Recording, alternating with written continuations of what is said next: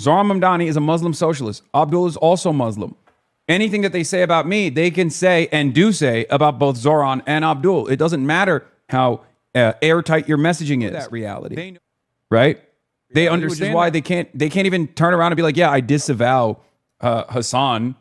One, because it makes them look weak regardless. And two, if they did that, then that looks bad on them too, because then you're basically disavowing yourself. Yeah. First, let's do the lever. I'll probably see David Sirota, I think, later tonight, hopefully. David Sirota interviewed Abdul and asked them about Carville and Harrison Jamie and other elites attacking the insurgent Dems. Carville this week said that people running insurgent candidacies, this is his quote, hate Democrats. You had former DNC chair Jamie Harrison said that, this was his quote, if you hate the Democratic Party, please don't run for our nomination. Don't use our resources. Don't rely on our volunteers. Don't use our infrastructure. Don't ask Democrats to invest their time, money, and energy in your campaign. Now, those comments were not directed at you, but they're directed at kind of anti-establishment candidates who are running without the blessing of their party. I want to know your response to that, and also a related question. Do you think if you are successful in this primary and this general, it changes the entire vision or the entire possibility of how to win in a swing state in a way that disrupts the formula of the people who are apparently so angry at insurgent candidacies? Correct me if I'm wrong, my understanding of democracy is that it centers people rather than party elites. And I think the mistake that our party too often makes is that we center party elites and not people. I've been traveling up and down my state, having conversations with folks, and they're telling me what they need and want. And what they need and want is a government that's not bought off by big corporations. What they need and want is union representation at work. What they need and want is to be able to afford their groceries and their housing and their health care. What they need and want is for government to stop being tyrannical and to spend its money rather than fighting wars or paying thugs to be on your street, $250 billion. They need it to actually answer their problems for them. If the Democratic Party wants to be viable and wants to win, then we would do well to listen to those people. And all I'm doing is listening to those people and trying to deliver on what it is that they need and want. So the Democratic Party is not a bunch of elites in DC. The Democratic Party are the voters who want to make the Democratic Party what they want to make it. Now, if the voters in Michigan choose to nominate and then the people of the state of Michigan choose to elect me as their senator, I think we are proving out a very different hypothesis that, I'll be honest with you, a lot of the party elites don't want proven out. They don't even want it tested. Their fear about me is not that I'll lose. Poll after poll is showing that I'm the most viable candidate in the general election. It's the fear that I will win and what that means for the kind of changes that we have to bring forward in our party. But again, democracy is not about the people in power. Why do you think they fear it? Because I'm running in direct opposition to a system of politics that tells us that it's okay to take corporate lobbyist checks, to do corporate lobbyist bidding, to make the problems that people are complaining about worse while telling them that we're going to try and make it better. And I don't play games. And to be honest, I'm just not afraid. I'm not afraid of losing, but I desperately, desperately want Michiganders to win. And I think that's what they're afraid of. This game that we play not to lose, where we whittle our message down to the least common denominator that's acceptable to a corporate PAC and acceptable to the voters, and then wonder why the voters don't come out. That bullshit has to be over. Yeah, but if I would just ask, if they're Democratic elites, if they're Democratic power brokers, Democratic Party bosses, presumably they want the Democratic Party to win. And yet you're saying that they fear a candidacy like yours. What I'm getting at is there a corruption underneath there? There's a cynicism about what...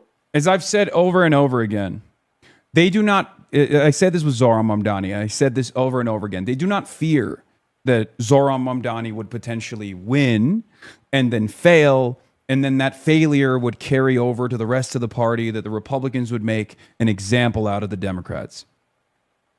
Democrats feared that Zoran Mamdani would win and succeed.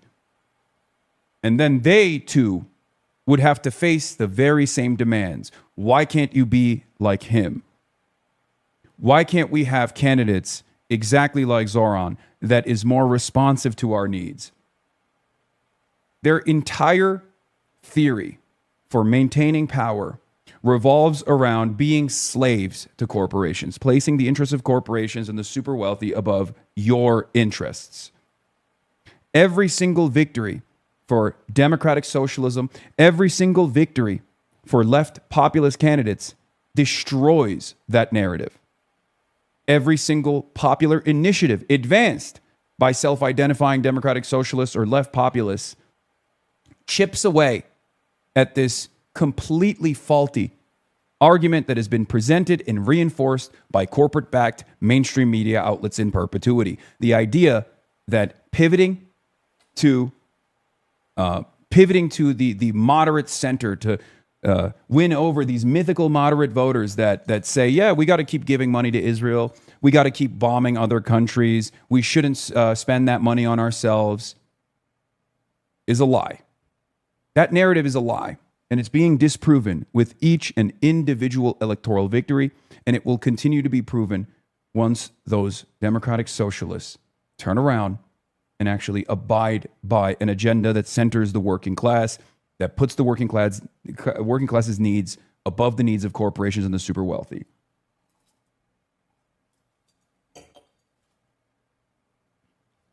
That's it. Being a Democratic Party elite is that you want to keep being invited to the cocktail parties. You keep wanting to be an important person. You know, and in some respects, like, we're all being held hostage to a group of people who are self-important because of their positioning in a party. And, you know, I don't care to be invited to the cocktail parties. Like, DC, don't invite me to the cocktail parties. I'm not coming anyway. I care that people in Michigan have healthcare. I care that people in Michigan have unions. I care that people in Michigan can live a dignified life and that they look at their kids and say, your life is going to be better than mine. That's what I care about. So I think I'm going to upset the apple cart on the cynical game that is too often played at the top of our party. And that's not because I hate Democrats. That's because I love the people that Democrats are intended to serve. This party is a vessel. Question is, who do we serve? You know, the party doesn't need to exist on its own terms. If it exists, it should be serving people. That's what it exists to do. So, you know, I would imagine that, like, I'm a threat to your continued proximity to power. And if you don't like that, come and try and beat us. And they already are, right? The tens of millions that they're spending, come and try and beat us. But it turns out that you actually have to win elections. And, you know, your tens of millions lying to people about different people's records, like, okay, you know, if you still think that can work, good luck to you. Great video.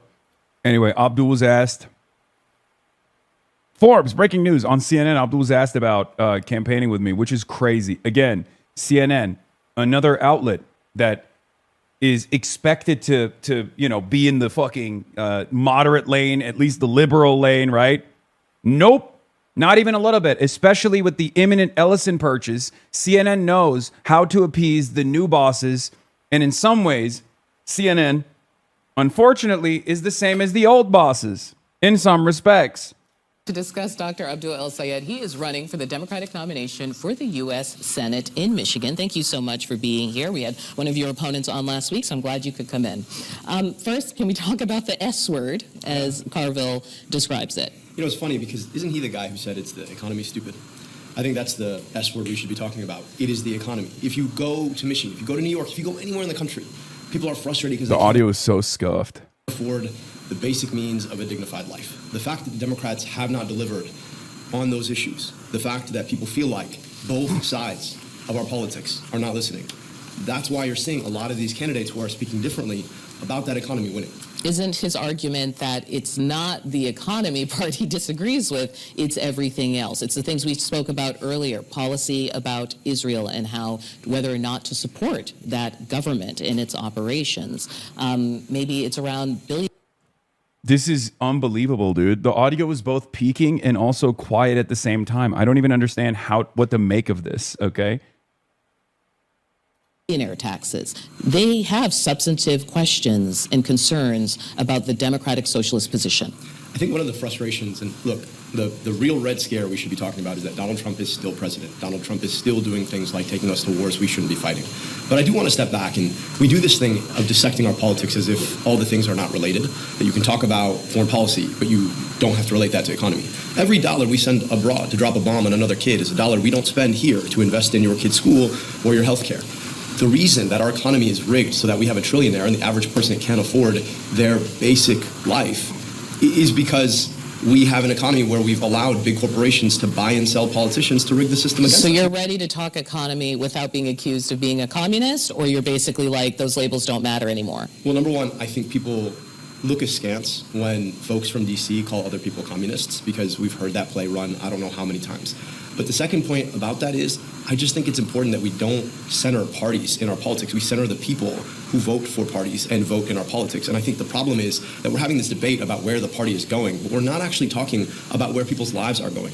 And the politicians, the politics, that speaks to the lived experience of the average person, that actually talks about how do we put money back in your pocket? How do we break the vice grip that corporations have on our politics? How do we make sure that you have healthcare? That's the kind of politics that's going to win. So if you don't like where the party is going, then run an alternative that's actually going to address people's issues. But so long as you're having this nagging debate about where the party is going from your comfortable home and wherever it is, I just think you're missing the point because too many people are uncomfortable in their homes or don't have a home in the first place. So your opponent, Mallory McMorrow, was on our show last week, as I mentioned. She was criticizing your decision to embrace the support of streamer Hasan Piker to represent your campaign. And what she said was very specific, that she goes, look, I have a problem with him embracing this person in the wake of an attack on a synagogue. This is when a truck was driven into the synagogue.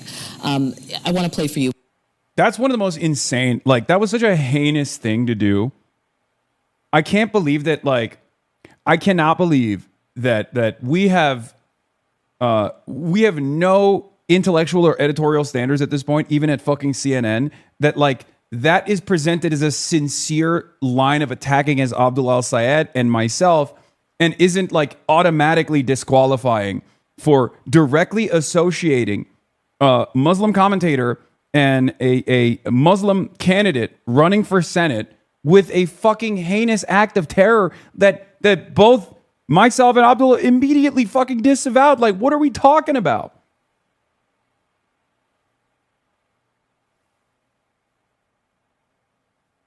Like, it's just so insane. This is like post 9/11 shit. Like, she's operating like it's 2001.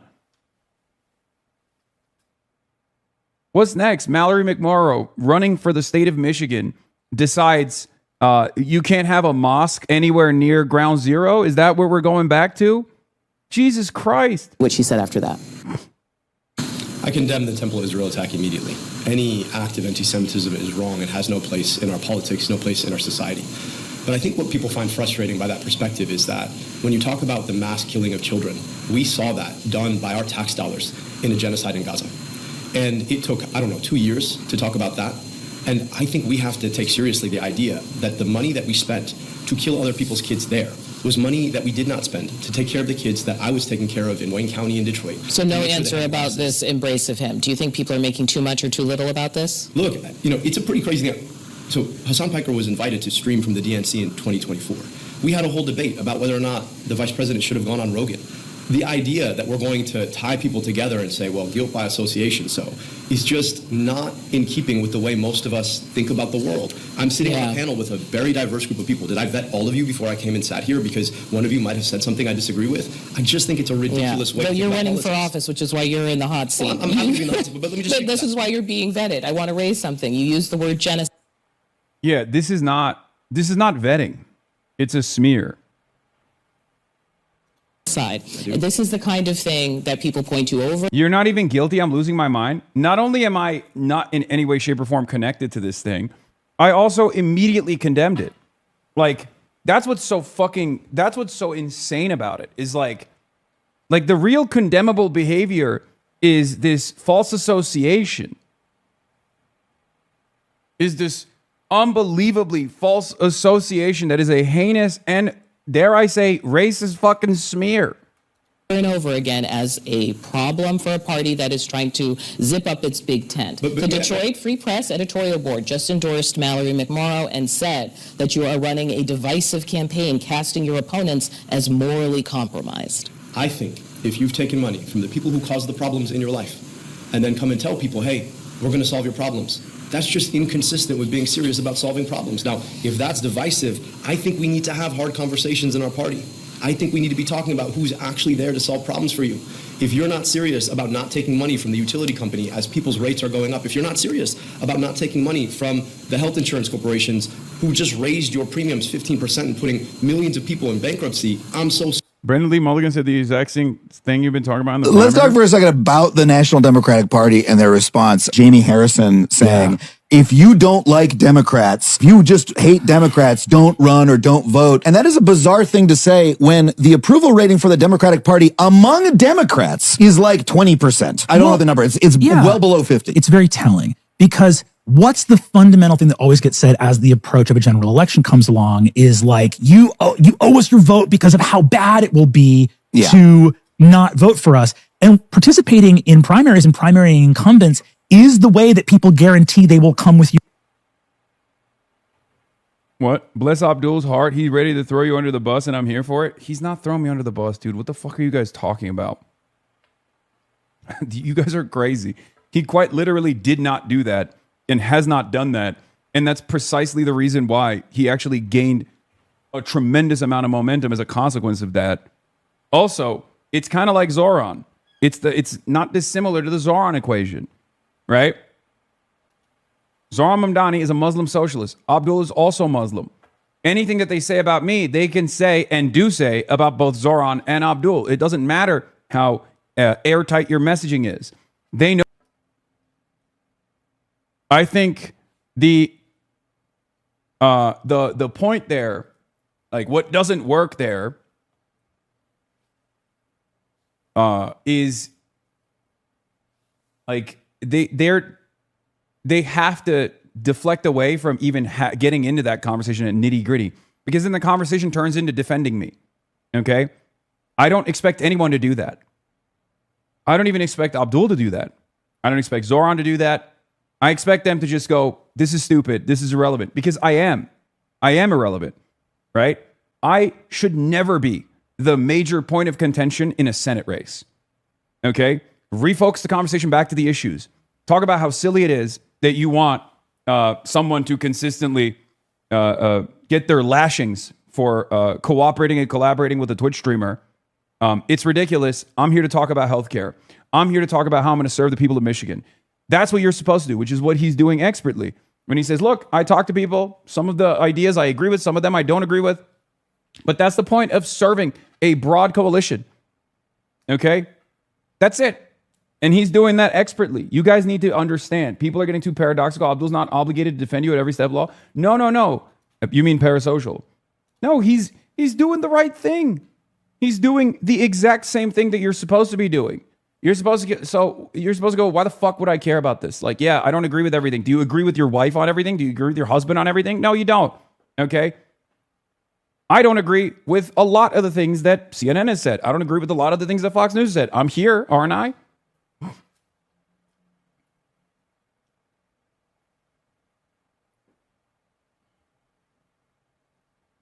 Do you understand?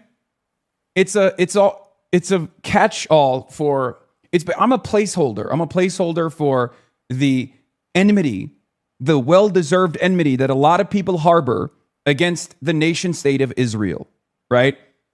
I am a way for mainstream outlets to say, if you hate Israel, you are going to be judged in the exact same way by like choice quotes that we found that we will smear you with endlessly. Okay? There are two ways out of that. You either sit down and you discuss piece by piece each and every single quote over and over again, like I am forced to do at times. Okay? Or you say, sorry, this is not significant in this race, and it shouldn't be significant. You're being ridiculous. Let's move on to the actual issues, which they do. Look, as soon as he says, like, look, I don't agree with everything that Hasan has said, but who cares? They move on to the real bread and butter. They move on to the real issue, which is Israel's genocide. She did that. She immediately moved on to Israel's genocide and said, well, the Detroit Free Press has said that you're, using Israel's genocide as a moral standard and tarnishing your opponents for not having a principled stance.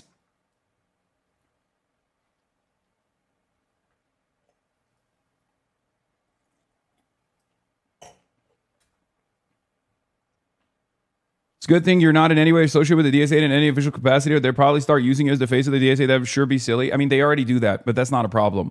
Because there's people who are even more radical than I am in the Democratic Socialists of America. Let's be real. But none of that matters at the end of the day. You know what matters? What policies you will deliver for people. Okay? There is never going to be an honest fight. I need you all to understand this. And I never expected there to be an honest fight. There are certain standards that even I assume mainstream outlets won't, destroy in an effort to tarnish this movement. They have done so. But I never expected this. I have never expected this not to be a significant fight. Of course, it's going to be a major battle. Why would entrenched power give up the sweet deal that they have where they sit around and let lobbyists write the legislation and collect checks and send their next of kin, send their children to these corporations to get hundreds of thousands of dollars in no-show jobs? Why would they let that go? Why would they ever throw that away? That's a sweet bargain for them. The problem is that's horrible for you. Now, all of you in this community obviously understand that great design, right? Our job is now to communicate that to everybody else who's oblivious to this reality, okay? And that's precisely the reason why so many people are terrified of this movement. Do you understand? Of course, entrenched power is never going to fucking concede without demands and concede without equal and even force. Of course, it's not going to happen. They're never going to give us a mandate. We have to build that mandate. Okay? They're never going to give us a time of day. And the more this movement grows, the more there's momentum on our side, the more they're going to attack with heinous smears over and over again. The beauty of it all is that in the new, unbelievably diverse media environment, they can't just get away with smearing people, right? 10 years ago, if this barrage of mainstream outlets and their smear campaign was targeting someone like myself, I'd be fucked because I would not have a competitive platform. I would not have a large enough platform to show people what the truth actually is.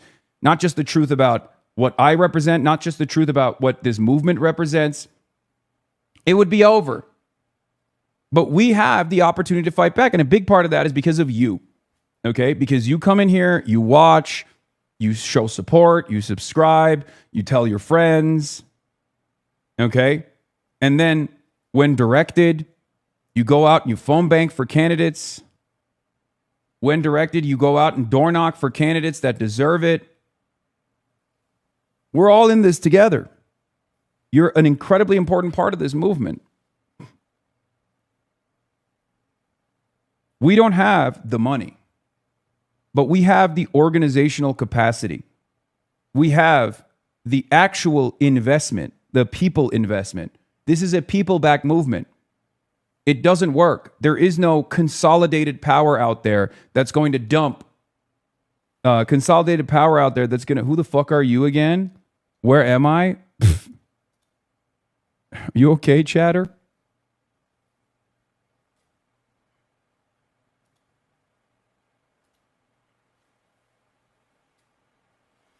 Yeah. They got the money, but we got the people. Remember that. We have the momentum. We have the people. We can be intense. We must be disciplined. We must organize. And we must out-organize the moneyed interests every single time. And we will continue to do so. And I hope we can do that here in Colorado today. Okay? For Melat Quiros and for Julie Gonzalez as well. Now, the Julie Gonzalez race is going to be a lot more difficult. Okay? It's a Senate race. It's obviously the entire state. She's been backed by Bernie Sanders.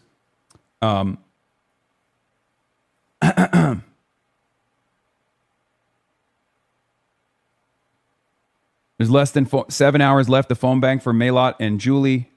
Lock in chat and keep smiling and dialing.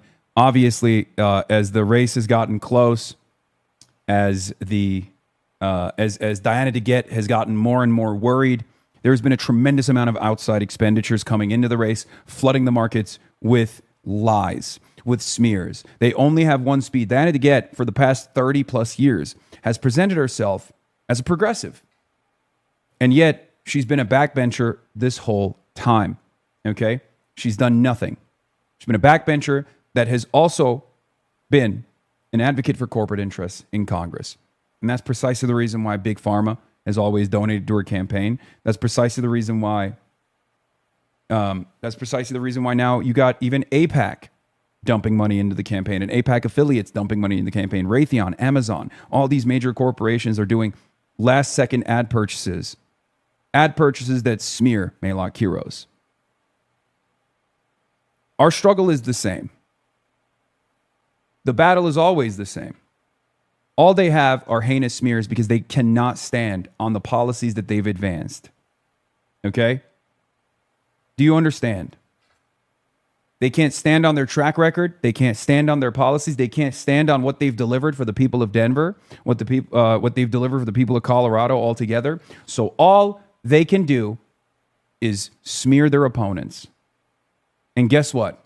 Negative ad spend like that does not draw voter turnout. It actually depresses voter turnout. So if we... That's fine. But look, the American public is going to get to pick. The Michiganders are going to get to pick. And whether we're talking about the parties writ large or we're talking about our Michigan race, it's on people to get to decide. And this is just what I'm saying. This is not a conversation about parties. So long as we are missing the conversation about everyday people and why they are struggling in their lives, we are missing the point of democratic politics in the first place.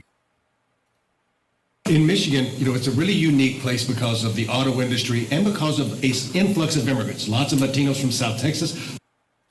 I think I'm repeating myself, and I have an Abdul interview tomorrow that gets into this, but a big difference between now and 2018 is how robust new left media is and how old media has contracted. The insurgent candidates have big popular forms for their messaging. Going on cable for 5 minutes of "but do you reject and denounce Hasan Piker" has lower return on investment.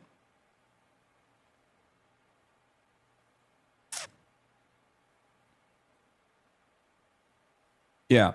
I spend 90 minutes with a candidate, and we go through the nitty-gritty of their policies. That's the difference between me and CNN, by the way. A lot of people will say, "Oh, Hasan, you're unserious. You show meat," right?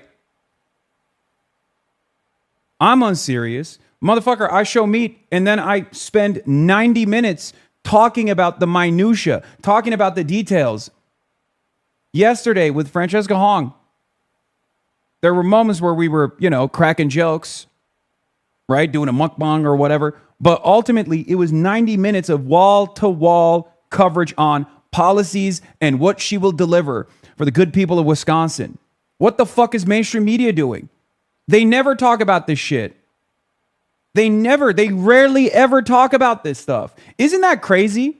It's so topsy-turvy. You got a guy who is deeply unserious, jokes around, says crazy things from time to time that people take seriously, engages in hyperbole, spending far more time on the minutia and the nitty-gritty of policies and the platform of individual candidates and what they will do, rather than what you get on mainstream media, which is tabloid journalism. That's what's so crazy about the situation. The expectation is supposed to be the exact opposite. I'm supposed to be doing silliness with these candidates, right? How do we get here?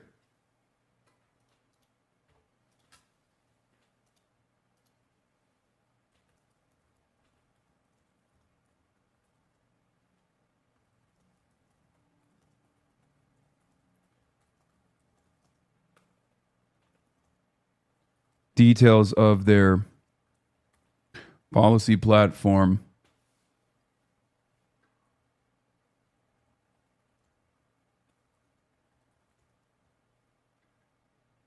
The 5 minutes they have trying to farm a soundbite.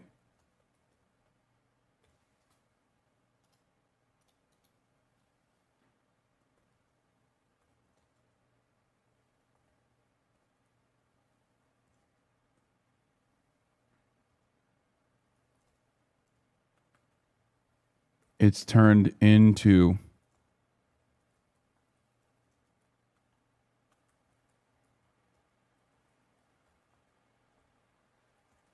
and most people are unaware of it.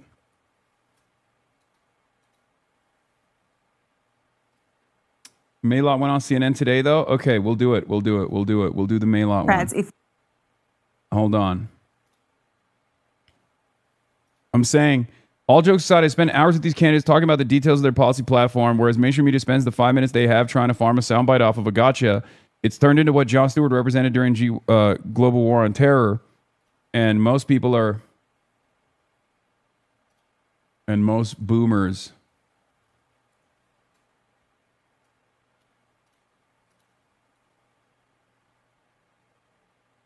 Actually, I'm not gonna put the Jon Stewart thing in there. Never mind. I'm just gonna tweet it. The voters get to experience candidates as human beings when you interview them, which lends credibility to their policies they want to implement as resilient in the face of lobbyists and political machines once elected. Yes.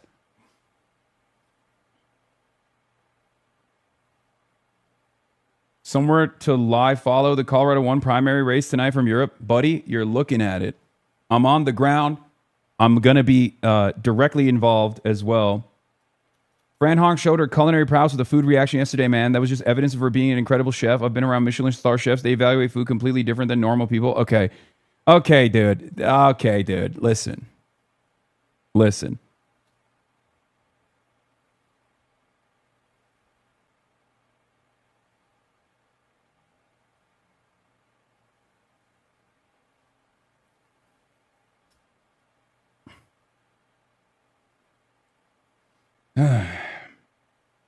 AOC's Israel amendments will not be brought to the floor. I know we're going to be talking about that in a second. Let's move on from the Abdul interview. Let's get to Melat Kiros. Panic as far left socialist challenges Dem incumbent in the Colorado primary. That's why we're here, ladies and gentlemen. You already know. Okay? You already know. Fox News is freaking out. So are establishment Democrats. Also happening today, Democrat socialist Melat Kiros taking on Colorado's most senior member of Congress, Diana DeJette, in the Democratic primary there. And Democrats are worried about another far left upset, with one House member saying, quote, I think it's quite likely DeJette will lose. Democratic leadership that ignores this does so at its own peril. Here's Dude. Hakeem Jeffries came out and said, Diana DeJette has had a long and extensive career. Hakeem Jeffries literally talked about Diana DeJette yesterday like her campaign was over. Like it was over. Diana DeJette, more like Diana DeGone. Bro spoke like she died. And the thing is, for Diana, I will say this. She's been in power and has failed to deliver for Colorado 1 for 3 decades. She won that seat when Melat Kiros was born. Okay? Like, the honorable thing to do is to basically resign. It's so ridiculous. Like, what are you trying to prove at that point? I'm sorry. Even if you were an incredible fighter for progressive causes, if you were a champion of progressive causes, it's like, what are we doing? But she was not, right? Doubling down. But remember, this race is not wrapped up yet, okay? We still got to push. We still have to push, okay? We have to do everything in our power. We have to smile and dial. We have to continue phone banking. Phone banks are happening throughout the day. You can dial in from anywhere in the nation, okay? Remember that. It's the most effective way to combat against the barrage of misinformation and heinous smears that Melat Kiros has withstood throughout this entire campaign. The radical movement. It's a dirty game. We were enforcing our borders long before ICE existed, and we'll do it long after ICE existed. Voters are voting across this country for leadership that is unbought and unafraid to stand up to the billionaires and the corporations that have kept our prices high, that have been burning our planet and profiting from genocide. I believe what we're talking about here is attacks that are taking place on the Jewish community as a result of the actions that are taking place in Palestine. Joining us now to react, senior writer for the Washington Examiner and Fox News contributor Joe Concha. Joe, good morning to you. So we have a new name we're talking about today, in Melat, who's running in Colorado's very liberal 1st congressional district. And she believes in all the standard socialist things, abolish ICE and Medicare for all. But she also declined to call the firebombing of Jews in Boulder, Colorado, an act of anti-Semitism because she doesn't know what was in the heart of the perpetrator. You know what's crazy about this, by the way? They're hitting her with what they would hit me with, okay? They're hitting her now individually. Instead of like tying her to me in some way, shape, or form, they're doing the same thing to her. They're like purposely misunderstanding the point that she was addressing.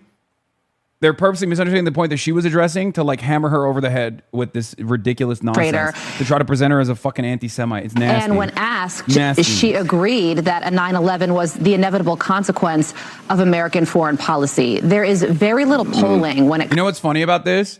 Robert Kagan, the godfather of the neocon movement, has also agreed with that statement because it's true. She's just acknowledging events that have unfolded. I'm sorry. You are trying to put the fucking toothpaste back in the goddamn tube. That's it. Comes to this race, but if she does win, this would be a major victory for the socialist movement in this country.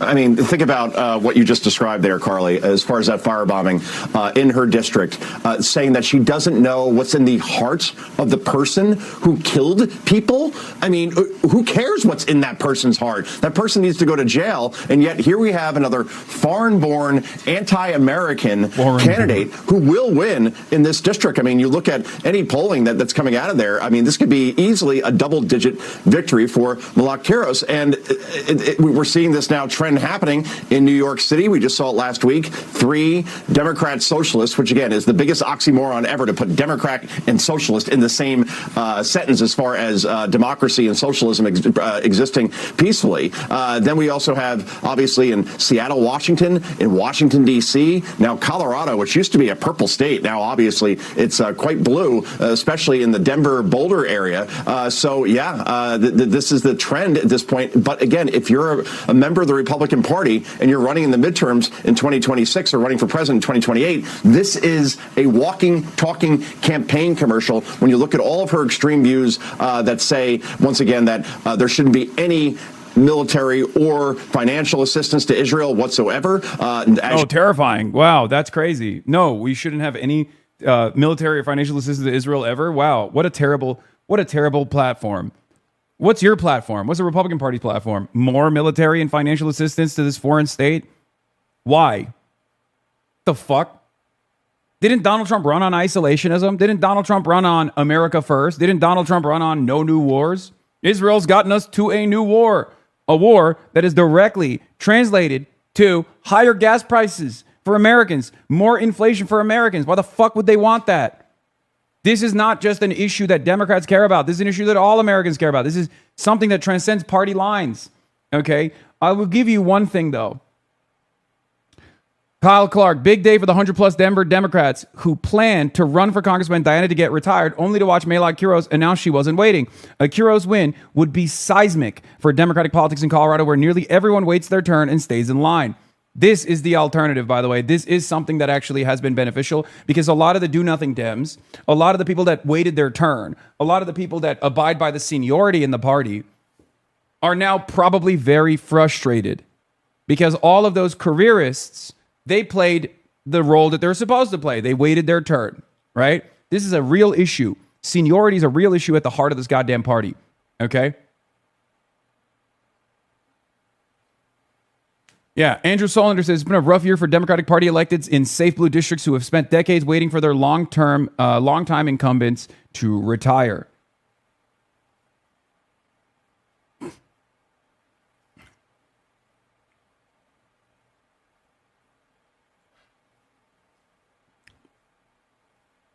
Of course, we're not going to wait for that. You said 9/11 being inevitable, given our own foreign policy. 29 years old, there she is on your screen, and she's going to be in every campaign ad, along with Zora Memdani, along with Katie Wilson, the mayor of Seattle, going forward as far as the midterms are concerned, because this is the new Democratic Party, Todd. Joe, need a real quick answer here. You heard President Trump in that soundbite going into the commercial. He's not using the word socialism anymore. He's using the word communism. As a messaging expert yourself, what do you make of that change? I think in the end, Todd, if you have a very binary choice, just a very simple choice between common sense and communism, you win that battle every time. Ronald Reagan obviously ran on that back in 1980, also had a great line saying, are you better off than you were 4 years ago when he ran against Jimmy Carter? Yeah, just make it a very simple choice for voters. Don't get deep down in the policy. And I think in the end, Republicans, again, are embracing this as a result because it's a very easy choice for most Americans in swing districts, not so much in deep blue districts, but in swing districts, this message wins, Todd. Joe Concha, we will see. Thank you, sir. We appreciate it as always. Be sure to like and subscribe for all the Fox News latest on YouTube and catch full shows streaming now on Fox One. What we don't have are leaders who are unbought. Also, it's hilarious is this guy talks about democracy and socialism being contradictory when they spend all their time calling Democrats socialists and communists. Yeah, I mean, it's the only speed that they have. It's the only meta that they have. They're communist socialists, communist socialists. Well, guess what? You know what happens when the stigma associated with the term goes away? That line of attack goes away even for the fucking do-nothing Democrats that are called socialist and communist, ironically enough. Okay? So we're not just doing a favor for our movement. We're not just doing a favor for a movement that centers the working class. We're doing a favor to the fucking do-nothing Democrats as well, who get fucking yelled at all the goddamn time. That's it.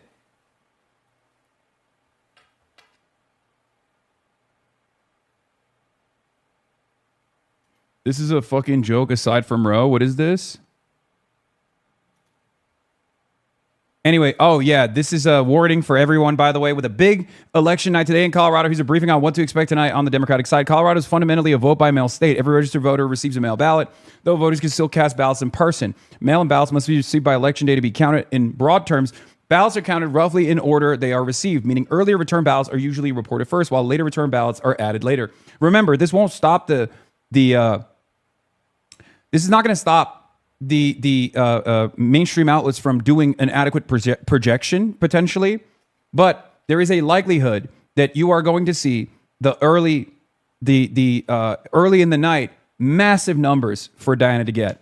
Okay? If you see that, that shouldn't freak you out at all. Because guess what?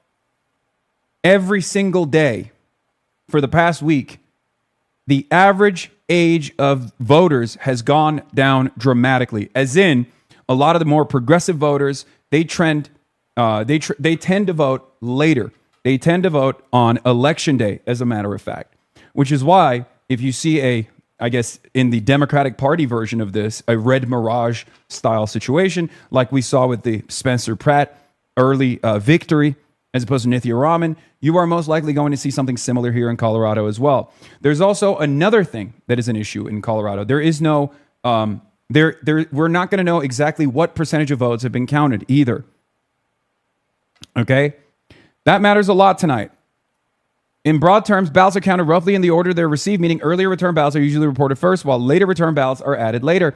That matters a lot tonight. Colorado's early electorate has been quite old, but has been getting younger and younger as we get closer to election day. This isn't a surprise based on recent patterns, including late counting progressive strength in recent elections in other late mail elections in Seattle, Salt Lake City, and LA. We think later ballots should be more favorable to progressives, potentially by a huge margin. At first, votes will be reported rather quickly. We expect roughly 50% of the total vote to report within the first 90 minutes after polls close. But that does not mean that the count will be remotely representative of the final results. Our current expectation is that around 75% of all ballots will be counted by the end of the night, with the remaining vote counting to report in the days that follow. But because of that, patience is essential. In some races, progressives could be trailing by a sizable margin initially and still have a real path back in the late mail behaves if the late mail behaves as expected. As a rough benchmark, we think progressives could be down. Remember, this is important. Progressives could be down as much as 20 after the initial drop and still have a realistic path back to win. So if you see Diana to get 20 points above Melat Quiros, which I don't think we will see. I think it'll be much closer. Melat Quiros will still have a clear pathway to victory. Okay? If a progressive candidate is trailing by less than 4 points when election night counting ends early Wednesday morning, I expect we will say they are favored, though that rough benchmark could shift based on how the mail vote actually moves throughout the night. Unlike California, Colorado does not have a centralized statewide reconciliation site showing how many ballots remain. That means the true universe of outstanding votes may be difficult to assess. Okay, that's also important. We don't know like what percentage of votes have been counted, right? Especially in close statewide races. In the past, there has been a substantial amount of uncertainty and incorrect information floating around regarding the number of ballots remaining. Colorado 3 in 2022 lingers in the mind of many.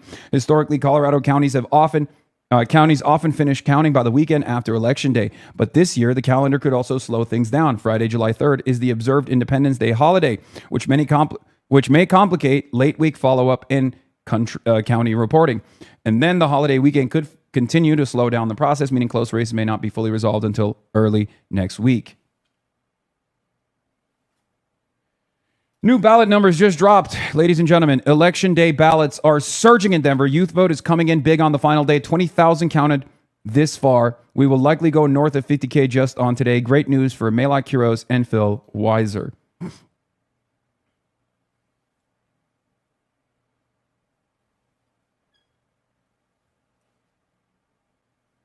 Okay. Look at those numbers, baby. I know you like the number, and we got the number. Okay.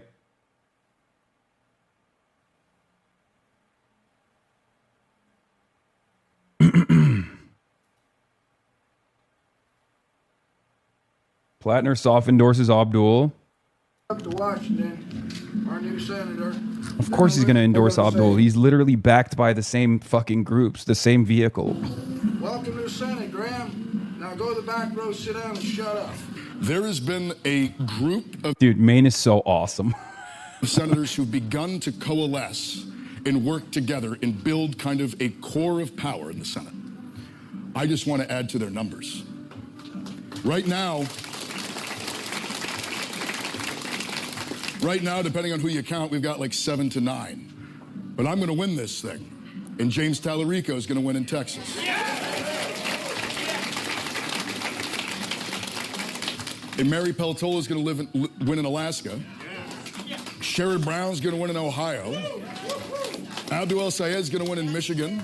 Ooh. Peggy Flanagan's going to win out in Minnesota. Ooh, Abdul El Sayed is going to win in Michigan. Ooh, the primary's not over yet, Graham. That's a soft endorsement. That's a soft endorsement. Oop. ZBS has Wiener on. This one beyond. Yeah, I know. We'll talk about that. Everyone's been yelling about Scott Wiener being a victim of a bird dogging incident. And we're not going to have flips from red to blue. We're going to have flips from red to fighting Democrats. Nice.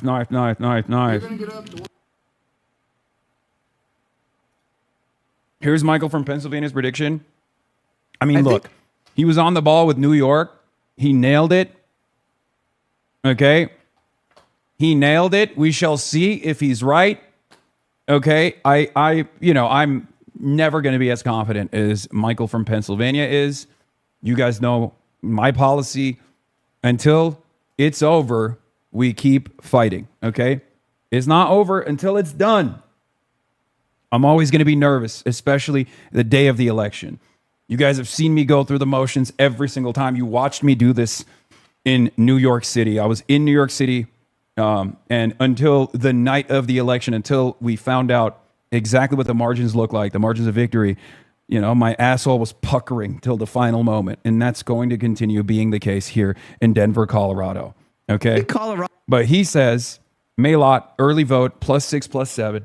Final margin Melat +10. That's crazy. If early vote goes to Melat by 6, then the final margin will be more than 10, in my opinion. But we'll see. Colorado has some mail-in voting, right? But I think they should have it all counted before the polls close. I think we should have a good sense. And I also think we'll know by tonight because she'll be winning by so much. So I have a feeling like as soon as polls close, we're going to have a big drop and Melat's going to be in the lead. And then that's that. And it's going to be. If polls close and Melat's in the lead, it's over. I mean, every channel will project her as the winner. Okay? Because of the thing that we just mentioned earlier, which is that the age breakdown will favor 65 plus leading up to the last week of mail-in ballot drop-offs. It's only gotten younger, and it's continuing to trend younger, and it's going to be even younger today, hopefully. But having said that, if Melat is winning, that means that she's winning with 65 plus, which is supposed to be the safe haven for Diana to get. Judging by the anecdotal information that I have received from all of you, many of you have phone banked. You've talked to a lot of older voters, some of which are very positive on Melat, but there's also some older voters that have genuinely said she's an anti-Semite. So I am actually worried about that. Okay, I'm actually worried about how much those heinous smears work, because every district is different. But there's one reliable thing you can look at: 65 plus older voters will literally listen to whatever television man is telling them and will go, "That's right, that's the case. This younger black candidate probably is a terrorist." Okay. So I am definitely still very nervous. Be called relatively quickly. I think she'll end up. I think when the early votes are dropped, she'll probably be up 6. That's my prediction. She'll be up 6 when the polls close. So the first big drop will be somewhere around 4 to 6 points, and then it'll rise up to 10 plus after all the votes are counted. 6 or 7 votes, 6 or 7 points. Will we know who? Okay, the 6 or 7 he was memeing about probably. I think if Melat has a margin of victory in the early mail-in ballot drop-offs, it's not going to be 6 points, because if it's 6 points, then she won't win by 10. She'll win by more than 10. But what do I know? Michael from Pennsylvania is, a lot more knowledgeable in reading this kind of stuff. I'm a vibes guy. Okay, I'm a vibes voter. I'm a vibes-based understander, and I will always be fearful until the last moment. I will always be unbelievably conservative with my estimations. Yesterday, over 19,000 additional ballots were returned to Denver, making the youngest day of the early voting period so far. We already talked about that. He's not memeing. He was not memeing about 6 or 7. Okay. I'm a numbers guy. I trust Michael from Pennsylvania number. I know you like the number. We like the number plus 10. I wonder what his take is on Gonzalez. Because, look, the Senate is an entirely different behemoth. Okay? The Senate is an entirely different behemoth. Proud to endorse Abdullah Saver, U.S. Senate. Abdul will fight to get money out of policy, put money back in workers' pockets, and pass Medicare for all. I'll be seeing Chris in a little bit, by the way, in 2 hours or so, in less than 2 hours. And I'm going to have David Dayan on in half an hour. We're going to be talking about SCOTUS. We're going to be talking about the number. We're going to be talking about the number of smear campaigning ad dollars that have flooded in to the Diana DeGette race here for against Melat Quiros. He thinks Gonzalez is going to be razor thin. Yeah, I can. Dude, if Gonzalez wins, that is an insane victory. Okay, you have to understand. I think Gonzalez has been a little too shy. I mean, so shy that even I called it out when we were having a conversation, because she has been a bold advocate. Right? She has been a bold champion of a lot of issues in her time in Colorado politics. And I wish that her communication was bold, just like her policy making has been. Okay? That has been, I think, the only thing I can say. That's the only thing I can say about Julie Senadora, that I think could play a role in this, in her race. Obviously, the calculation that they're making is very different than mine. The calculation that her team and she is making is different than mine. I think it's time. I think it's time to be bold. But the Senate is a different demon, is a different behemoth. But we have seen success in Michigan for Abdul, who has not shied away from being bold. Graham Plattner in Maine, who has not shied away from being bold, right? So there are obviously clear examples of people who are not shying away from taking firm positions on issues, right? And being and presenting themselves as a fighter. I think that's what a lot of people are looking for. And I do think that that she's playing it a little bit more careful than the other candidates that we've looked at that have made waves. I think that also did not nationalize this race as much for her, as opposed to even Melat Quiros. But then again, I think she still has a shot. It's just, it's just tough. Hickenpooper has a lot more name recognition. This is a Senate race. And in order to fight for that name recognition, I would have, if I was Julie Gonzalez's campaign manager, or if I was advising in any capacity, I would have said, you should be a lot more aggressive in your stances. Like, use the momentum that you'll get from people being like, oh, you're associating with Hasan Piker. Use that as an opportunity in the spotlight to be like, there are plenty of people in the state of Colorado who I don't agree with on many issues, but it doesn't matter. I will fight for them too. Hickenlooper has left them behind, you know, that kind of thing. I think she shied away a little bit, but it's okay. Same with, like I've said, the Senate is different. The Senate is different than the House of Representatives, okay? The Senate is different than the House of Representatives. And that's the reason why you haven't seen any senators up until now, and you probably won't see them in this primary cycle, in this midterm cycle, openly seek out the endorsement of the DSA and say that they're Democratic Socialists or things like that, because it's a statewide race and there's a lot more money involved. And I think that there is still this hang up. There's still this hang up in the eyes of many, both in the primaries for the Democrats and certainly in the general for the midterms. There's still this hang up with this association with democratic socialism. They're worried about it.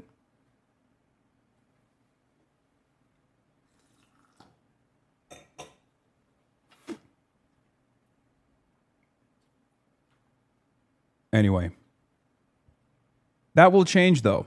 And I think the victories that we notch for democratic socialists who are loud and proud about their association will inevitably give confidence to others who are running in the Senate to also come out and seek out that endorsement eventually. And I think the first person will either be AOC if she runs for Senate or Summerlee.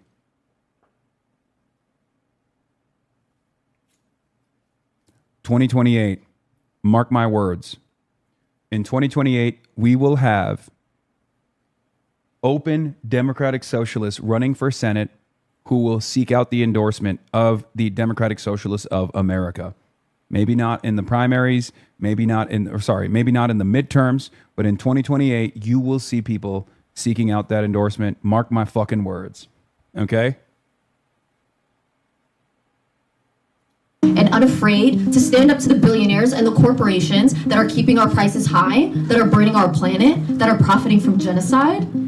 And that's what we deserve. In the caucus process and on these doors, I have never felt this much. Can we take your word on this like we did for Ukraine? That's so funny. Dude, my haters are down abysmal. Okay, Unc, taking your ball and going home, bro, puts on a suit and everything changes.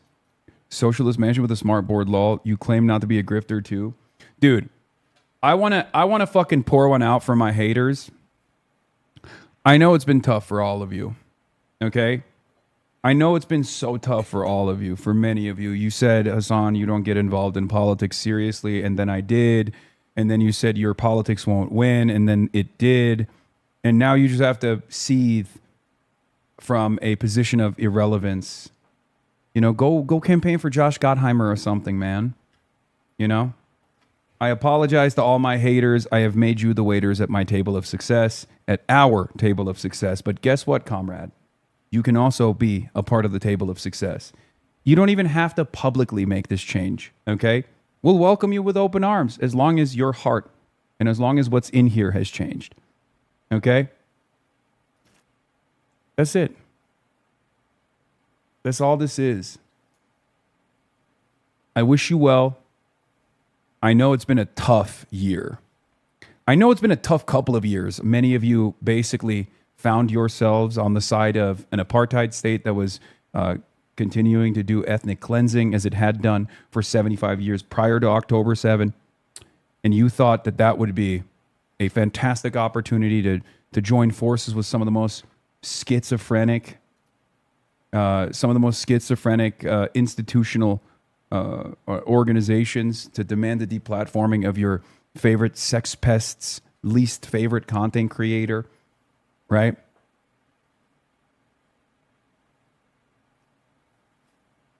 Did you feel in like the early stages of 2024 that this is where we would get, where a sequence, where there would be a dramatic sea change, where the public would just simply see the truth about what Israel was doing, and that there would be a dramatic sea change and a demand for politicians who would say the truth, and that those politicians would start winning these races?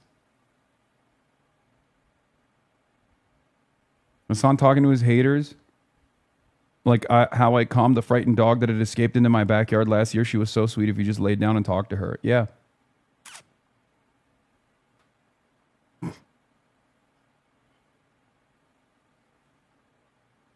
I welcome you to be on the right side of history, no matter how long it takes, okay?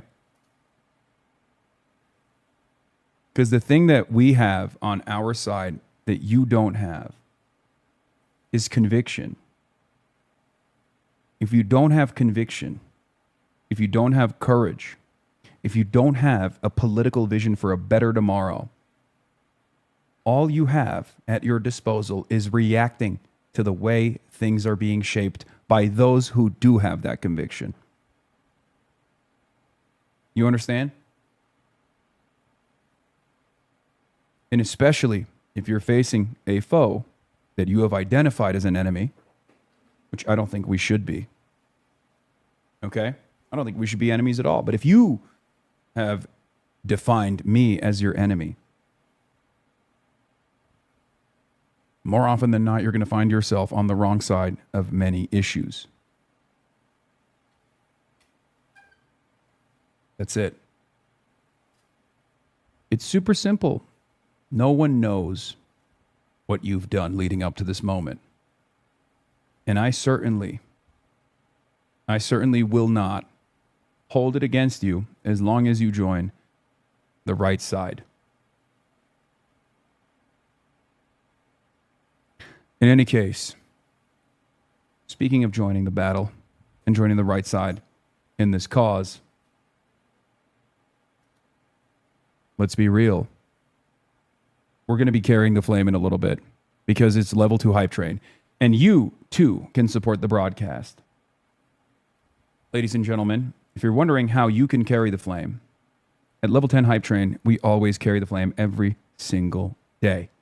And today is another one of those days. All you need to do for the Piker Broadcasting Service, the People's Broadcasting Service, to support independent media is to subscribe. No ads, no ad breaks, no sponsorships. Just a subscription, a voluntary subscription. You don't have to subscribe if you don't want to. But if you do, the level 10 hype train, we will carry the motherfucking flame. Oh my God, Closed Presence is back. What the hell? Haven't seen that name in a decade, it seems like. Will Mike Plays, thank you for the 10. Community, give the subs. MX Mirror, thank you for the 5. Closed Presence, thank you for the hundo spot.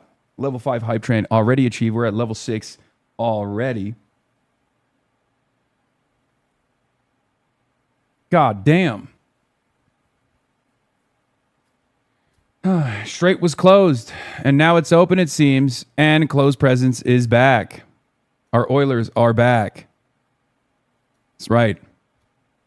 Julia Palooza, thank you for the 5. B Radical, thank you for the 10. Mestone, thank you for the 5. And Bezalia, thank you for the 10. Honey and Bees, thank you for the 5 gifted subs.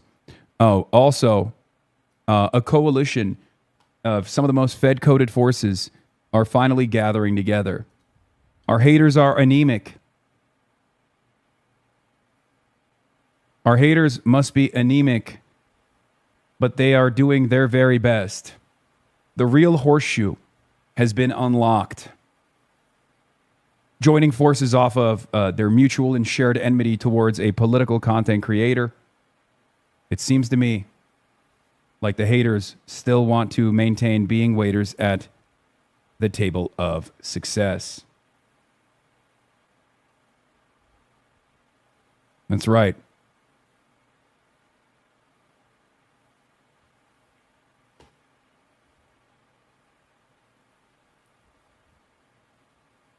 Never thought I would see the day when a far left, ostensibly, someone who considers themselves to be a far left doxer and a center right liberal groiper doxer. You know, we got the third worldist doxers, third worldist Groyper doxers, and we got the DNC Groyper doxers coming together to dox into oblivion. Fantastic. Level 7 hype train, ladies and gentlemen. Lofi Dude, thank you for the 5 gifted subs.